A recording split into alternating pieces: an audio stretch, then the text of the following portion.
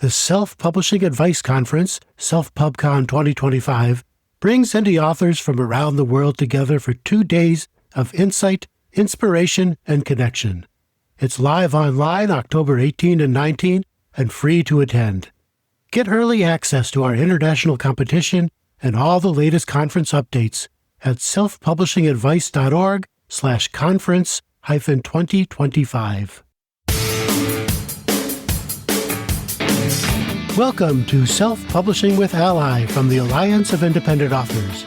This week, Anna Featherstone discusses production and distribution, guiding indie authors through the many ways to create, publish, and distribute their books.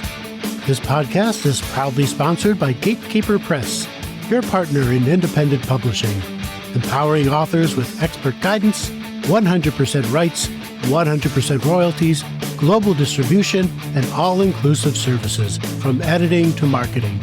Gatekeeper Press, where authors are family. And now, here's your host, Anna Featherstone.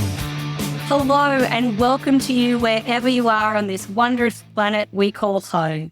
I'm your host, Anna Featherstone, and I'm coming to you today from the original lands of the Gadigal people in what is now known as the Northern Beaches area of Sydney, Australia. I'm currently sitting at the most glorious cavoodle called Mika, who is literally a mix of dog, cat, teddy bear, and hug. And you might need a hug too if you've ever uploaded your title to an online bookstore or print on demand and then discovered a typo. Haven't we all done that at some stage? Or perhaps you're questioning whether to update your covers, improve the back matter in a series of your books to better market them, or just want to freshen up some of your content. Today's ALLi author hub of knowledge and experience is going to come to you from author Catherine Bilson from Shenanigans Press. Welcome, Catherine. Hi, and thank you so much for having me. It's so exciting. Tell us a little bit more about you and your books. Well, I have been a published author since 2015. I'm almost entirely self-published. I did have 2 books with a small press, but they folded and I got my rights back, so it's all me now. I wrote for a long time before that. I got done over by a vanity publisher way back in 2001 with my very first book. Oh, I'm still in the red on that book, I'm pretty sure. are you? It was one of those things you chalk up to experience. It was terrible, didn't deserve to be published, learned some lessons along the way. And then I wrote fanfic for years and years and years. And then I eventually fell into writing original fiction and self-publishing. And I've been at it a while. Now. I've got over 60 books in my back catalogue. Oh my goodness. In English. And in the last year, I've started doing a translation. So most of those are now in 6+ languages. So that puts you up to 300+ books. And that becomes a lot when you start updating back matter. Which you'd be a good guest for this. You are the perfect guest for this. And when I actually put a call out, so many people said you need to talk to Catherine Bilson on this subject. Because for someone like me and for many of the listeners out there, I'm almost too nervous to go and mess with anything I've done before, even though I really need to. There's things I need to update. I know I could improve my back matter. So we're just so grateful to be chatting with you today. And we're both just back from the Romance Writers of Australia conference in Tasmania. Yes, indeed. It feels like about 5 minutes, but I've actually technically been home 12 days or something ridiculous. What, really? What a great event. And so much creativity and community and competence. My favourite few days of any given year. I look forward to it all year. It is wonderful. Just wonderful to just catch up with friends and network and get, just hear what people are doing and trying. Because a lot of people in the indie world especially are so innovative. And I know people point at me and go, you're one of them. I'm going, yeah, but I'm not doing all those things. Those are fascinating things over there, like Kickstarters and sprayed edges. And I'm like, ooh, wow. Yeah. There could be more books in your future by the sound of it. So too many books already. So let's take it back. When was the very first time you had to update or version one of your books? What triggered you to make a change? My very first book, way back in 2015, I made my own cover and it was very amateurish. And the book sold okay anyway. because it was in a very certain, I write Jane Austen fan fiction. It's a very devoted niche. And once readers find they like your book, they'll read anything you put out. You could put a turd on the cover. It was originally said, I think it was the Duran Duran once said they could release a turd and it would sell. You honestly, yes. in Jane Austen, you probably could. If you're a trusted name, they'll buy it anyway. But I looked at that cover a few months later and I kind of went, I feel like I can do better. And I bought a cover of a cover designer, and that book has, I think it's now in its 5th or 6th cover iteration. Oh, wow. So some of my books have had a lot of covers, and I'm actually looking at a series of books at the moment, which I released in foreign languages, and I didn't have the rights to the original cover. And the cover artist didn't want to play ball with changing the text on them. She sort of wanted 150 books per book, and I kind of went, it's not in the budget. I don't even know if these are going to sell overseas. Yeah. So I basically made myself some pretty basic flower covers in Canva. And I put them up. And they've sold okay, but I'm kind of looking at them now going, yeah, I can do better. So I'm about to go through another iteration of that. And of course, what I will do is make them all in one language, and then I will just change all the text for another 4 languages. Yes. Okay. So simplifying everything, just basically, a text change. Yes. Yeah. But then I've still got it's still got things like I've got to go back to my website and swap out the covers that are on there. And any ads I've got running, I've got to redo the graphics on there. So it's not just a simple, here's my new cover. There's a bunch of places you've got to go and deal with that. Yeah, and we'll get a bit later of like how you manage that kind of a system. So no book is left behind. Yeah, I try. So when you did hit that republish button, how did you feel? Like, were you nervous or confident or something in between? I think I sort of gathered by that point that it was fairly normal. I kind of went, what happens if I change the cover? Well, people still know it's my book and this and that and the other. And I just kind of went, nobody cares. And it's true. Nobody cares. People don't even notice. Not one person ever commented to me. I actually redid all of my Jane Austen book covers earlier. Was it early this year? It might have been last year, to make them all look more consistent. Because I had covers bought from different designers and covers I'd made myself, and they were all over the place. So I redid all of them. And then I got comments. I got people going, oh, wow, I love your cover rebrand. Rebrand was the word that people used. Because now they all look consistent. That the font my name was in was the same, and I'd used the same font. And although I changed colors, you could still see that they were all themed in the same way. So it was very much a rebrand. And I think it's a good word to use sometimes for things like this. You're rebranding a series, or even rebranding your whole pen name. And we do need to do this because cover trends change. Cover trends have changed a lot in the last decade since I've been at this game. And they change very fast in some genres. So do you also think you change yourself as an author too? So you start seeing yourself differently, and now maybe you see yourself more professional. You see yourself more open to new different types of creativity, and you now have, because you've built that confidence and that knowledge, you've got a new direction you want to take it in. So that whole rebrand really makes sense. Yes. And you definitely learn as you go, in terms of marketing. The first thing I say to people now when they show me a cover and I'm like, I don't know about that. And I say, literally, go to the top 100 on Amazon in your niche and look at the top 20 books. Does your book fit in there? Yeah. Does your book fit? Does it look like it fits? Or does it have by, in front of your author name or things like that? And sometimes people show me a book and I'm like, what genre is that? Because I cannot tell at all. And they're like, oh, it's fantasy. And I'm like, yeah, no, that looks like contemporary romance to me, or vice versa. And they're like, oh, it's contemporary romance. And I'm like, wow, it looks like epic fantasy. And yes, there is a certain amount of drift. And I kind of actually blame the British publishing industry for this, because they started branding all women's fiction to look like rom-coms a few years ago. And that illustrated cover trend that really came in. So yes, there is genre drift, but your book still needs to look like it fits when someone looks at it in the genre on Amazon. Yeah. And with updating units and rebrand, so obviously that's your cover, but what other kind of updates have you made across your books? Do you just go in and make some text corrections? Do you do back matter changes? What about even new ISBNs? I would actually say the very first thing that you need to look at after your cover is actually your blurb. Because again, as we become better writers and we learn more about marketing and trends change, blurbs change too. And some of my books have been through quite a few blurb rewrites. Because do you write them yourself? Yes, I do. Badly sometimes, and then I rewrite them, and then I rewrite them. I can write 100,000-word book. That's fine, but you ask me to write a 500-word blurb, and I'm like, oh, the pain. So yeah, it might take me a week to revise a blurb, but then, and that is important. I use my blurbs quite a lot in Facebook ads.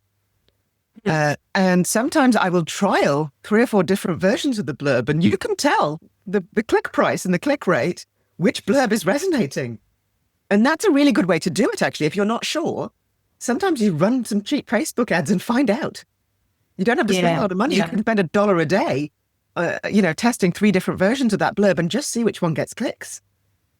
Yeah. So how do you actually decide, is it going to be worth updating a blurb? Or, how do you make that decision whether to leave something alone or to, go to the asset?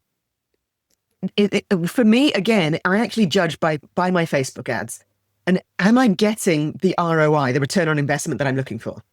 If I've been running a Facebook ad for a while and a series is not making me 3 times my spend, I start going, okay, something needs fixing. Is it the cover that's wrong? And the blurb is actually the quickest one to fix, really. You can rewrite a blurb in an afternoon and upload it, and it's live in a couple of hours on Amazon. It's a very quick fix to test. So sometimes I'm like, that might actually be easier, especially if you don't make your own covers and you've got wait time for cover artist, or it's a big expense for your cover artist.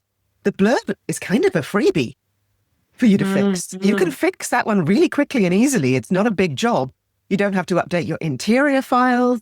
Yes, you might do the back of your paperback, but you could get away with leaving that. Nobody really looks at that. They certainly don't look at that on Amazon, where most people are buying indie books. So it's not a big deal to update your blurb. And I think that's a good quick one to start with, almost, if you're looking at updates. That's a great idea. Like it's almost like the beginner intro. It's a freebie. It's a freebie. Yeah. Yeah. And you can go, and there's lots of Facebook groups where you can go and go, hey, I'm doing a blurb rewrite. Can anyone give me any thoughts? And people are really kind and helpful with advice about that sort of thing. Would you at the same time then go in and change that or your other metadata? Yes. I'm mostly Kindle Unlimited, but if I had a book that was wide, I would be off to Draft to Digital and Kobo and Google Play and changing the blurb there too. Yeah. Yeah. I would also, at the same time, look at my keywords, because your keywords and your categories, Amazon do category changes fairly often, and they put in new categories, like they've just introduced romantasy this year.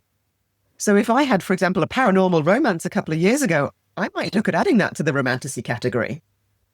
And keywords as well. Keywords, Dave Chesson at Kindlepreneur has some really amazing videos about keywords and keyword strings and how Amazon uses keywords. And they are very, very good. I rewatched them early this year, and I went and did quite a bit of sort of keyword auditing, I guess is probably the word. Like, are these the best keywords to help my book be discoverable on Amazon and on Draft to Digital, where they also use a fair bit of keywords. So, yeah. And it is, like, things change over time. So if something that might have been a trending keyword 8 years ago, is it now? And is something new? Yeah, like romantasy wasn't even a keyword a couple of years ago, was it? Yeah. So that is something you would definitely want to go and put in your keywords if you'd had a book that was a bit older than that and you haven't audited it lately. So I definitely think a blurb and a keyword audit is a freebie. You can do that at any time for any book. And it's not a bad idea to do that maybe annually, at least. Yeah. And just go, is this still, a good blurb? Are these still great keywords for this book? Yeah, so you're saying, like, so you're mostly KU, so you wouldn't go in and update Nielsen title editor or even Spark? No, I really don't muck about with that too much. I have only a few books on Ingram, because I mostly do KU and KDP print, just because with so many books, you kind of got to focus your effort. Yeah. It's not like I've got 4 books and I'm trying to get them into libraries and those sorts of things. I have 60 plus and I have multiple series selling. So I'm sort of like, okay, which books will, if I'm going to put in some effort, where is it going to net me the best return quickly? So I'll go, okay, well, this series, the sales on this have slowed down. Let's go and do a keyword audit and a blurb check, and maybe look at the covers. Yeah. And that's a fairly quick fix. Yeah. And I can totally see how, when you are all in KU and with that many books, that makes sense. But some listeners might only have a couple of books, which is much easier to handle, actually. Oh, yeah. So don't be worried if you don't have 60 books, people. No, this is way easier if you've got 2 books or 4 books or 10 books. Yes, definitely. 300 plus books in multiple languages. Trust me, it's an easy thing to do. And I have done it fairly regularly for all my books in the last years. And I was telling Anna, I've just done a massive update on one of my pen names across 6 languages because I finished a series. And I like to do a big back matter update when I finish a series. And I don't necessarily do the full back matter update with every book I release in the series. But when I get to the end, I want every book on that pen name to be perfect back matter wise.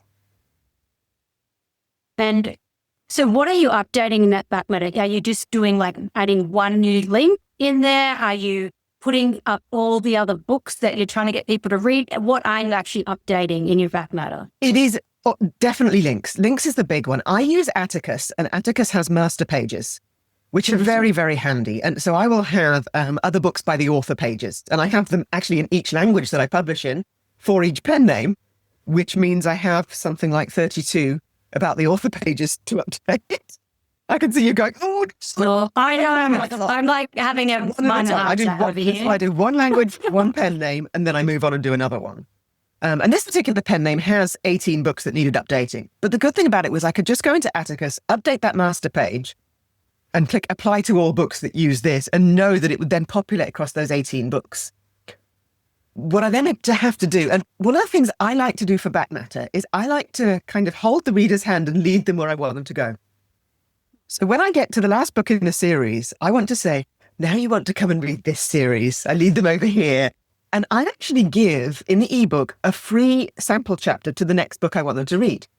So if it's book 1 of the series, the free sample chapter will be to book 2.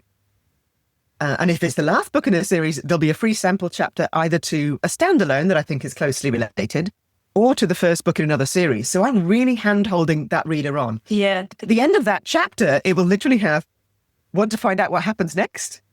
Read read title to find out, and that title will be a clickable link. So that is my most crucial update, actually. Yes. Yeah. Because and I use a trackable, clickable link there, so I can see, and quite often I will advertise to book 1 in this series, and I can track that readers are clicking 10 books down that chain I've led them on. Mm-hmm. So it makes a huge difference getting this right.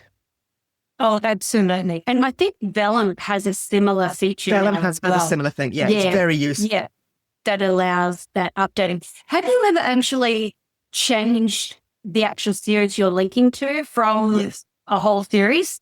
Yeah, okay. Quite often, yeah. And it's a bit fiddly because you've got to replace that back chapter, but it's kind of not a big deal. You're technically only updating one book, which is like the previous book in the chain. I'm like, okay, well, I'm not sending you to that standalone anymore. I have a new series I want to send you to. Yeah. Because standalones, it can be a little bit of a dead end. They sort of might read that and then just stop. So I'd rather link them onto book 1 in a new series. And all the standalones are linked in the back. And if they want to binge everything by me, it's not hard to find. But yeah, I sort of try to lead to a standalone only when I don't have another series. Oh, pardon me, hiccup. And to lead them on to. Yeah. I love that, like, marketing in the author, it's like a living, breathing thing. We can keep making changes. Like nothing is set in stone. We can make mistakes and then fix them. Like, and you should change things. You should update things. And as it go back and lead, like if you've got 4 old series, I wouldn't necessarily link those 4 old series in a chain. I might put at the back of every one of those 4, I might link them to the new series. Because that's kind of where I want to put the effort right now. It's where I want them to buy. And if they're enjoying it, they'll go back and read all your old stuff anyway. Yeah, yeah. Once people find I do it. Once I find an author I like, I'll read everything they've done. Yeah. And that's how most readers are, I think. How can you help people like me who are nervous? We are going to break things. So I would be nervous. If I want to go in and make a change, I'm going to break Amazon. I'm going to break my reviews. I'm going to get kicked off Ingram Spark, like books wouldn't show up for libraries, like I'm going to like lose things. And so how talk us through the process of either getting the confidence to try, but also how do we not break things? Okay, well, first of all, let me say that with 360 books and probably thousands of updates, I have not actually, touch wood, yet managed to break things. What? I cannot cope with those things. I mean, really? You can I just like imagine start with a file you know that works. And I like Atticus because Atticus produces files that Amazon like, and the Drafted Digital and Google Play and Kobo, they're all quite neat, nice and done. If you're mucking about in Word or Scrivener or something like that, as long as you have one format that works, it doesn't matter. Stick to it. Stick to that.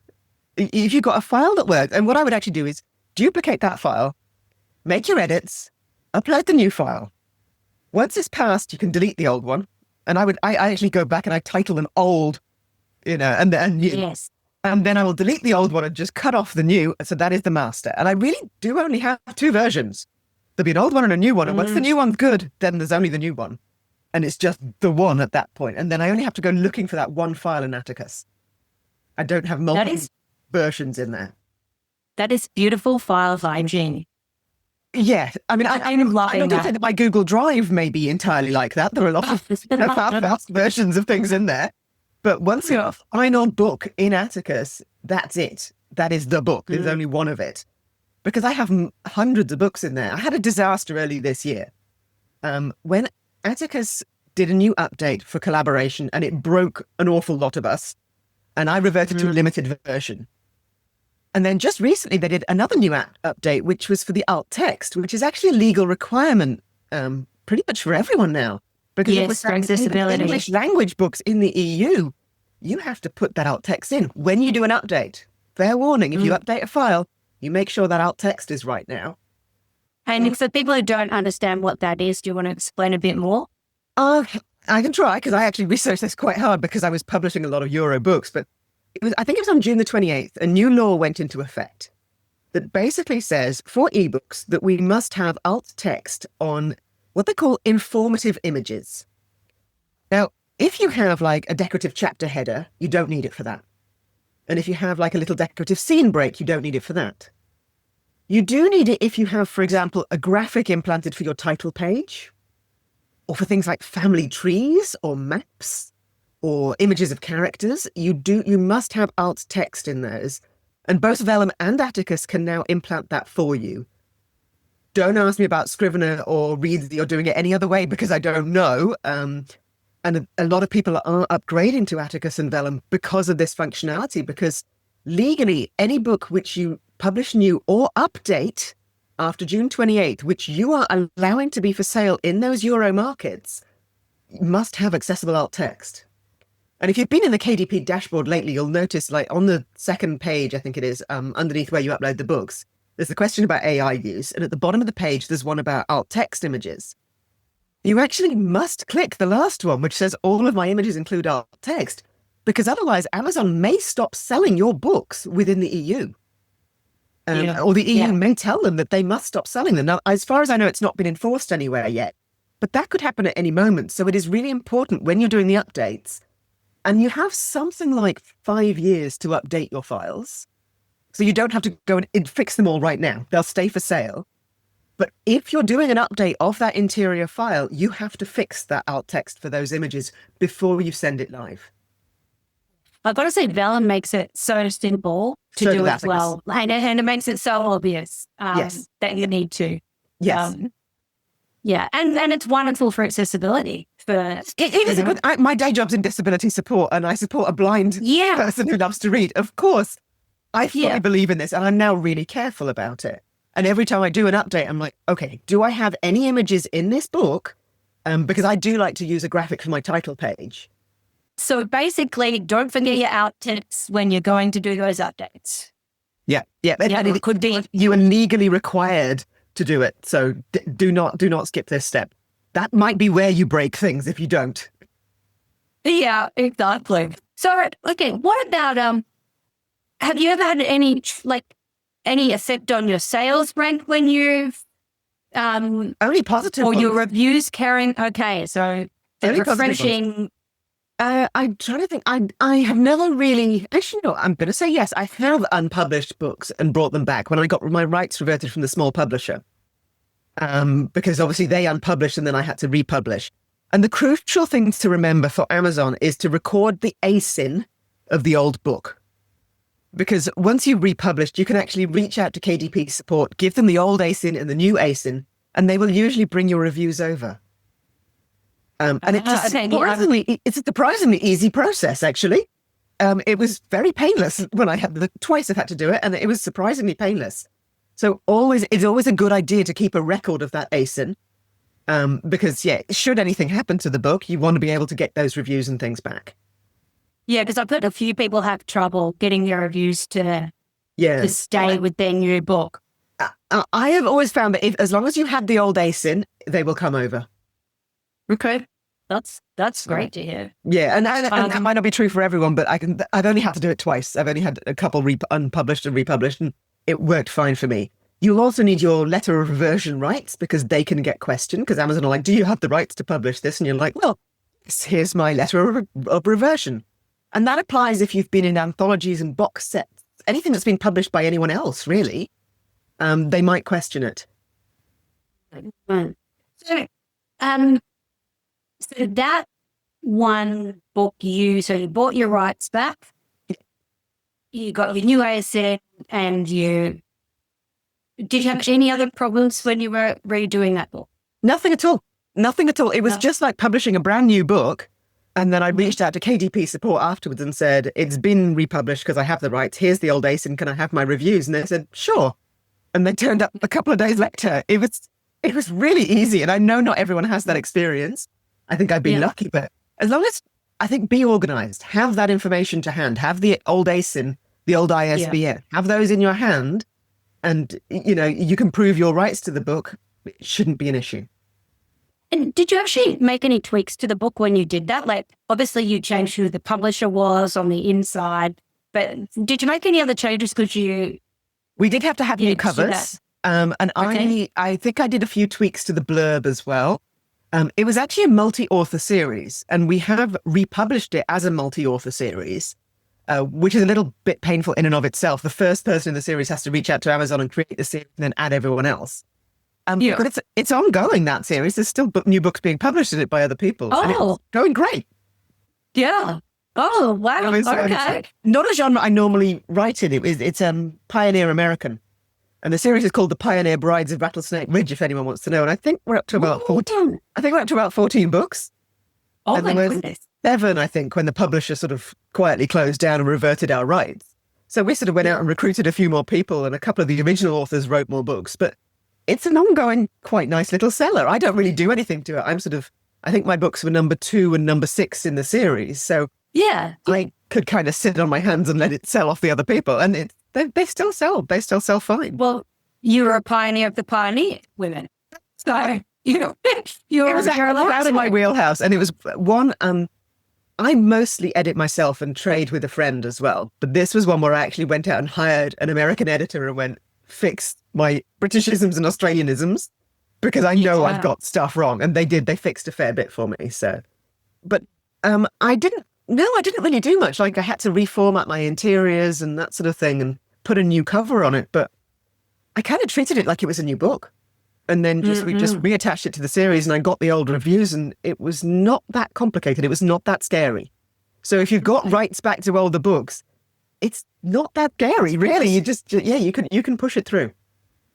So, okay, let's bring in then all your translations. So how does that add to the complexity of the updates? It just multiplies it by 6, realistically. I went through and did 18 books in English, and then I went through and did 18 books in German, and then I did 18 books in French, and it just took a while. Yeah. And then you're toggling between like Amazon UK, Amazon France, or you're just going through that. KDP. I just go through the KDP dashboard, which is I think it's Amazon US. And the only real difference is things like category selection in French is horrendous. Especially because the French store has completely different and much less categories than the US store. The French store is the bane of my life. I hate the French store very much. Oh, you just have to have everything in French. But kind of once I've translated it once, it's all there. I just keep it in a Google Doc and then I copy paste what I need. Okay, so I was going to say, like, so you, like, how do you translate it? Do you get someone to help, or you just put it through Google Translate? I use a service called ALLi Scribe Shadow, which is not an AI engine. It was, I mean, machine translation's been around for quite a long time. And a lot of translators recently have actually been admitting that they use DeepL, which is a machine translator from 2017, to do a first pass, and then they basically tidy it up. Yeah, and a lot of people have actually got quite annoyed about that because they're like, we're spending an awful lot of money and we thought you were translating from scratch. And actually a little bit of a kerfuffle going on there, but an awful lot of translators have just switched to editing the AI output anyway. Yeah. And because it's pretty much the same as what they were doing before. And there's actually more work there now because more people can afford it. Yes. Yeah. To get their books up and onto so I run everything through Scribe Shadow, and I get my blurbs and my keywords and prepare everything, and I make my covers and I figure out my cover title, new titles, new series titles, and I basically have all that in a Google Doc ready to just copy paste into Amazon when I upload for the first time. And then when I redo it, I'm not really doing very much. I might check the keywords, like if I've had sort of new keyword information, but most of my translations are less than 12 months old, so I'm not sort of at that keyword audit point yet, unless I think the book's not selling for some reason. I'm basically just re-uploading to tidy up back matter links at this point. So when you're looking at the categories in French, so you get them translated so you know what they actually are saying. I copy paste them off Amazon into Google Translate. Yeah, okay, great. Yeah. And then so you have a list of them. Grab them off Amazon, drop them into Google Translate, and then I look at them and I go, why doesn't there exist a category for Regency romance? For example, in French, they don't have a category that relates to that. Yeah. Which is a nightmare if you write Regency romance, because you're like... So what do you do? You guess. Most of my Regency romance is actually under historical Victorian. But in the French store, they have Victorian, medieval, Renaissance, 20th century, Golden Age. Right. And none of those relate to Regency. None of those marry. Yeah. I mean, I'm like, I don't care if you want to call it Napoleonic, whatever you want to call it, but or 18th century, whatever. But they do not have that category, and that's quite difficult. And a lot of categories, like the French store, has nothing that maps to women's fiction at all. There's barely any categories in literature and fiction. You're not too bad if you write mystery suspense or if you write science fiction fantasy. There's decent numbers of categories for those, but quite often in the French store, you're struggling to find 2 categories to put a book in. Whereas often in the US, you're like, oh, well, here's my top 5. I'd sort of whittle it down to 3. In the French store, you're not doing well if you find 2. It's okay. Like, for example, I have an Australian rural romance series. Some of the stores, German is a great one. German has world fiction, and then it has Australian and Oceania, which is great. That's great. That's a really good category for me to pick. No, French store doesn't have world fiction, doesn't have women's fiction, doesn't have small town fiction, doesn't have rural fiction. So I'm like, So I chucked it in Western. I chucked it in Western romance because I'm like, well, kind of. Yeah. Well, it's Western romance. I think it's in Western romance and in contemporary romance, and that was the best I could do. Yeah. There was nothing else. And I'm like, that's where it's going to have to go. Okay. Far out. Now, I mean, there's so many little pieces to the whole update process. So what, let's say you're going to update a new, a book. Okay. So let's say it's a standalone. We'll make it simple. So what's your process to update a standalone book? Do you have checklists or templates or a system to keep it all efficient? I probably should, but I don't. What I do have is a Google Sheet. And on that Google Sheet is a list of every title I have. And the left-hand column is English titles. And each of those titles, I actually attached a link to. So it has the clickable link. So if I ever want to give people a link to that book, I can just copy that. It's really easy for me. And the second column is German titles, and the third is French, and so on and so forth. And this Google Sheet actually has a sheet for each pen name that I have, because I have 4 pen names as well. So the first one is my main pen name. It's Catherine Bilson. Second one is Kate Lynch, which is my secondary pen name. So when I do an update, I actually go into there and I highlight every cell red. And when I do an update, I change the cell back to white. Nice. So I know I've done that one. Yeah. It's done. And slowly the whole thing goes from red back to white. And occasionally, like I think I've got 3 on my Caitlin Lynch one, which I highlighted in yellow because there was a minor problem. And I know what it is, and I know I've got to go back and fix it. And it's actually about 4 stages. I'm doing 4 stages for some omnibus sets. I have a set of novellas, 7 novellas, which I put into a 7-book omnibus. And I'm putting 4 stages on them, and it looks really pretty. I've got some English versions which look beautiful. And I'm doing them in foreign languages, but Amazon are absolute pigs about 4 stages in paperbacks. And they keep kicking it back to me, going, no, we don't like it. No, we don't like it. And they're highlighted yellow. Oh, so like KDP won't proof the They're file. like, oh no, because because you've got this problem with your bleed. And I'm like, it's not a problem with the bleed. It's meant to be there. Just it's what I file want. through. Yeah. It's highlighted yellow just to remind me that I'm still in an email chain with KDP to get those through. What kind of length of process? Are good. Yeah, what kind of length of process is that taking to get those 4 stages through? I think weeks or days or months? Oh, it's definitely days at least. I think I uploaded the files on Sunday, and on Monday or Tuesday, Amazon kicked them back, and I replied with an email. And today's Friday, and they've not actually replied to me yet. And I'm sort of sitting there thinking that's taken a few days. They haven't replied at all. They haven't acknowledged or argued. So I'm like, today might be the day to get onto KDP chat and go, excuse me. Yeah, well, You can actually look at my emails. Yeah, or it might be throwing up bigger questions for printers. Like, I was actually wondering too, like, I wonder, that's extra cost of ink. Like, is that going to be factored in now? Or does it not affect the amount of ink? Theoretically, no. Theoretically, if it's a black and white page printed, it shouldn't matter. They're all laser printed these days. Anyway, it's not actually ink. So, and as long as you've selected bleed in the paperback processing, it should be fine. And I had multiple pass through fine, but I've had these 3 kicked back, and I'm like, okay. Yeah. The bot has flagged it, and now I have to get someone who's human who understands what a plus edge is to look at it. Can you run through that again? How you always know which is your current master file? Once the book is finished, there may be several versions in my Google Drive of sort of earlier versions, but once the book is finished, there is only one master at any given time. When I do an update, I duplicate that and I literally prefix the new file with new, and I will prefix the old file with old. And then I go and make my updates in the new file, and I push that through to Amazon and anywhere else I might be pushing it through to. And once it's cleared, I delete the old one and I take the new off the new one so that it's just the book title. Then so there's really only ever one master, and then there might be a duplicate version during an update, and then that's it. Then it's gone. And so I don't doing that, take old ones. Yeah. So by doing that, you are really just keeping it as simple as possible so there's no confusion. Yeah. Well, and once you get into that 50 plus books, even without factoring for translations, I think that's essential. I think I started doing that 3 or 4 years ago when I sort of hit my 30 book mark and went, this is getting messy. I need to clean this. Yeah. Is it actually true you're a rocket scientist? It is true. Or I was once upon a time a rocket scientist.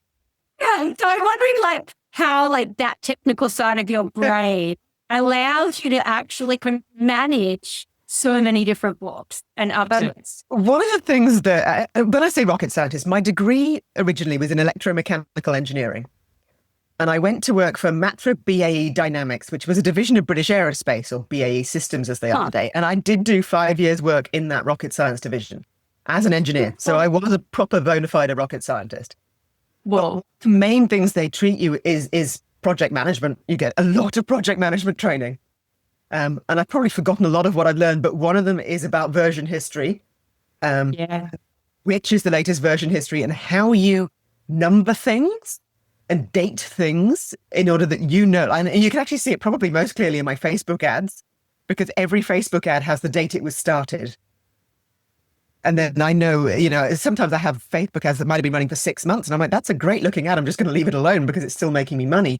And then sometimes I see one that's only a few weeks old and I'm like, it's not working. I've got to version it. But that's probably where you see it most clearly, because I know when they started. Yeah. Whoa. Okay. So knowing that about you, then Like, what other like tools or workflows would you recommend for other indie authors who are tackling updates?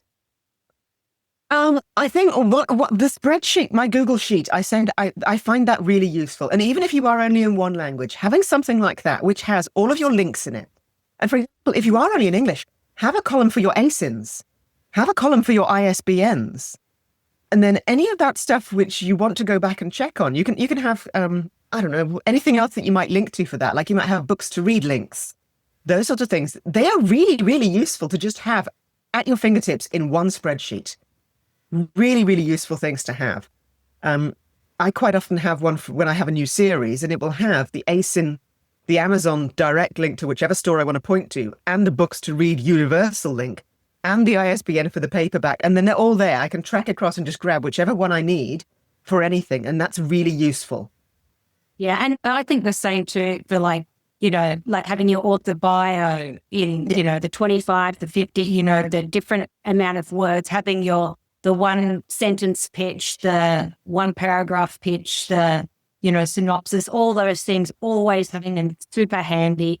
And have a Google Drive bank folder. Account details. Exactly. A Google Drive folder with all those things. And then you can just share those docs to people or drop them in an email to people. And it makes life an awful lot simpler when you can go, oh yeah, here's my headshot, here's my bio, here's this, here's that, here's the other.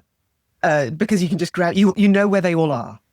So keeping those, I guess, author essentials together, and things for whatever book or series your current focus is on, your latest release. You want that stuff really at your fingertips, somewhere where you can grab grab any link very quickly.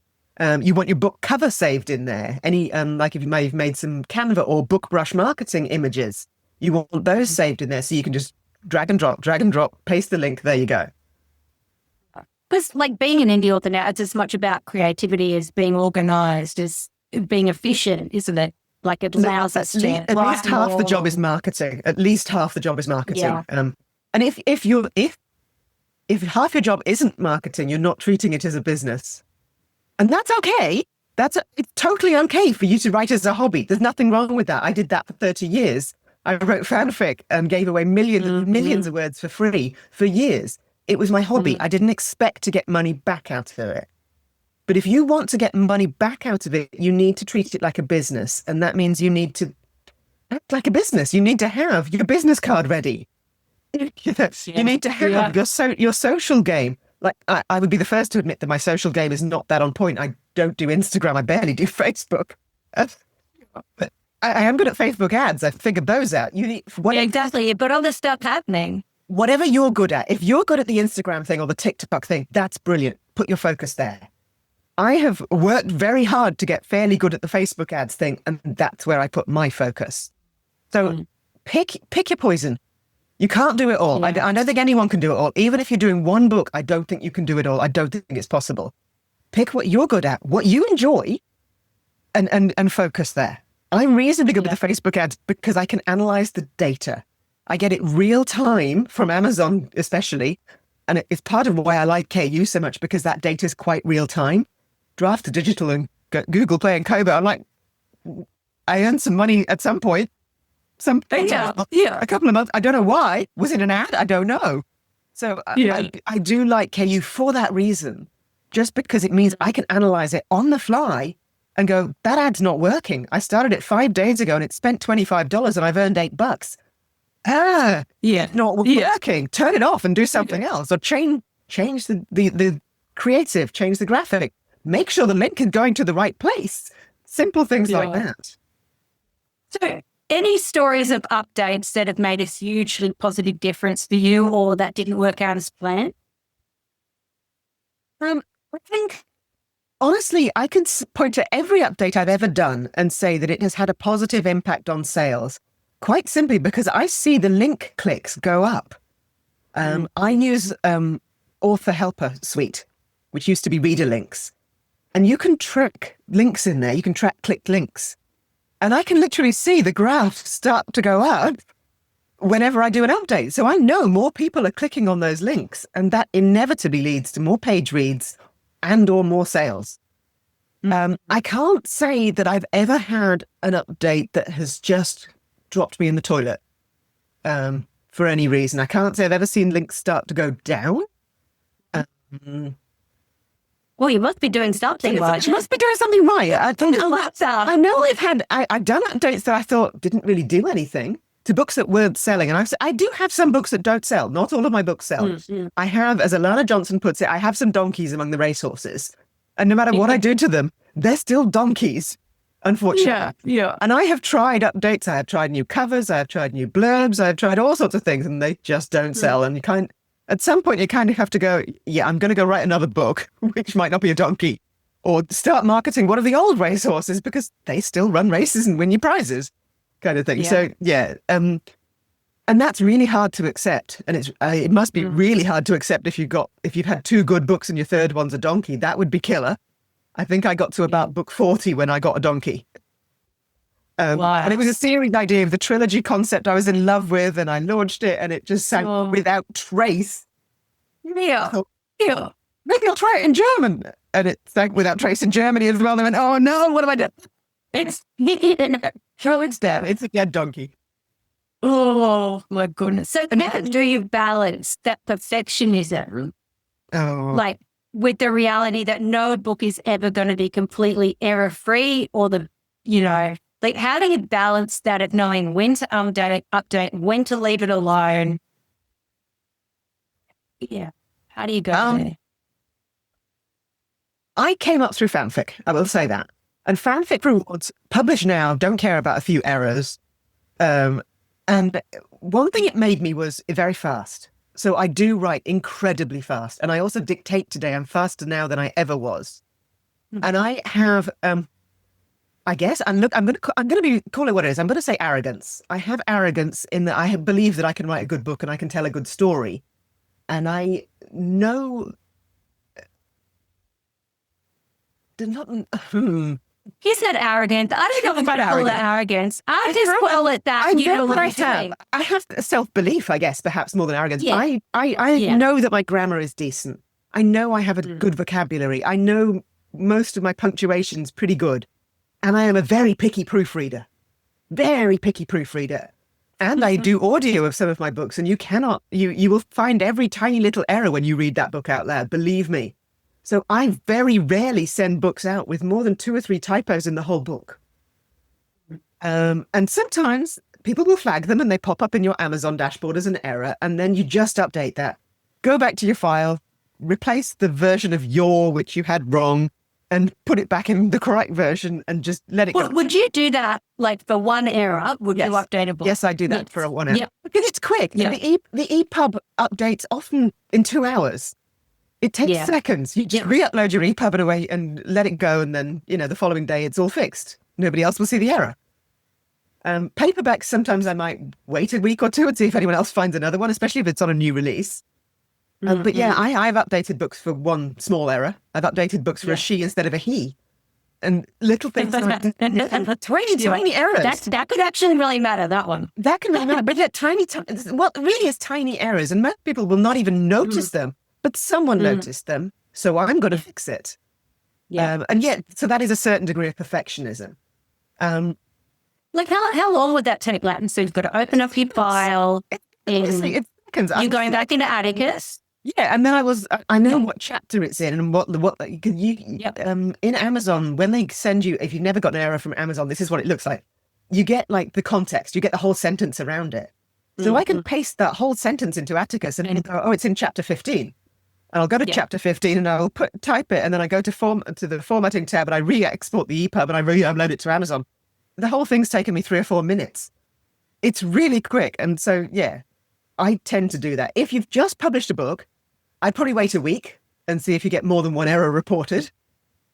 But yeah, if you get none, that's great. Nobody's noticing anything. But yeah, and make a list and just do it all at once, send it out, spend an hour on it, whatever it takes.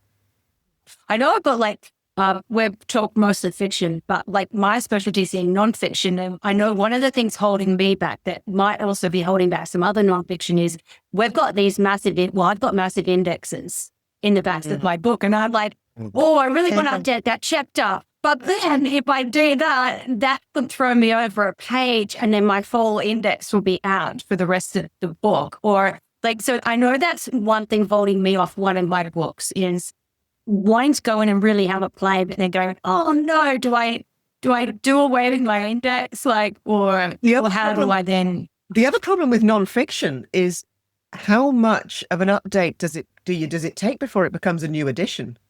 Yeah, like that 10 to 15% change to be a new edition. Yeah. And also, like, there's so many benefits from doing a whole new edition after a number of years anyway, because it gives you a lot more you can play with, and I can interview more new people, really freshen up the content. So that's another thing. I've kind of been like delaying the update, and now I'm like, oh, maybe I'll just do a whole new edition. Yeah, and one of the examples I point to is Let's Get Digital by David Gochran, which is a book that I recommend to anyone, even thinking about self-publishing. You should get it, and it's free. I think he's on edition 4 or 5. Yeah. Stuff changes. And the faster moving your field, like I just published my first nonfiction about AI translations. And stuff's already changed, and it's only been out a freaking month. I'm like, no. And I'm sort of like, have I knocked myself into doing updates on new editions on this every 3 months for however long? And I don't know that I want to do that, to be honest. Yeah, or can you get around it by having a link? That's not like the other thing, like having a link in the book saying, I will update this page as new things happen. So you can kind of drop the latest news onto your website on a certain page that people can access from the book, and then eventually go back after 6 months and maybe update everything. I know, and I don't know, and it's a tricky question for nonfiction. I think and the faster moving the field you're in, the worse it must be. So yeah, as I say, I'm sort of currently looking at that and going, ew, I don't want to. I don't like going back and writing books. Whereas back in Regency romance, not a lot has changed. No, but it's still in the era. I have only ever done one proper rewrite on a book. And it was one of my early books. It was Finding Corey, which is actually the first novella in that series I mentioned. And I just went back and looked at it and thought, it's just a bit short. And it was just a bit short on description and a bit thin on plot. And I think I took it from about 18,000 words up to about 27. So it's sort of, it gained about 50%. And I did push that as a new edition. But yeah, that's the only book I've ever really gone back and rewritten as such, because it was just and because it was kind of the first in a series and it was not selling that well, so the series wasn't going that well. I'm like, if I fixed book 1, I think I can drive. And I was right. I fixed book 1 and then the rest of the series started to sell. And it's not been a huge seller, but it's a steady trickle. And in fact, with the omnibus, it's actually picked up again. So. Wow. Okay, so what would be one of your a great piece of advice for indie authors out there thinking about updating their books for the first time? Don't be scared. It's not scary. You won't break your Amazon account. But I've got probably 1,000 plus updates, probably more. Oh, wow. And I have not, touch wood, yet broken my Amazon account. So it's highly unlikely you will. I would say that the very first thing to update is your blurb. If you got, and remember, you can update the same book twice a day. Don't think it's a one and done. So you can just fix your blurb. And then in a couple of days, you can come back with a new cover. And then a few days later, you can look at your keywords, or, you don't have to do it all at once. A lot of people sort of get hung up on I don't want to do it till I've got my new cover and I've done this rewrite and I've done this. And no, just do your blurb today and do your keywords tomorrow and then wait for your new cover and then you can do your interior. You don't have to do it all at once. But I would say if you were thinking about doing one thing, look at your blurb. Look at your blurb, do a keyword audit while it's on the same page as your blurb. And you could hold that page open while you're in another window, drafting new keywords and testing keyword strings. Go watch the Kindlepreneur videos about keywords because they're really worth watching. But yeah, update your keyword and update your blurb and look at your cover and make sure it's still on point. That's where I'd start. And then I'd go into my back matter and make sure that all of my books are in there and my website and my newsletter sign up. And those links all go to the correct place and then push that update.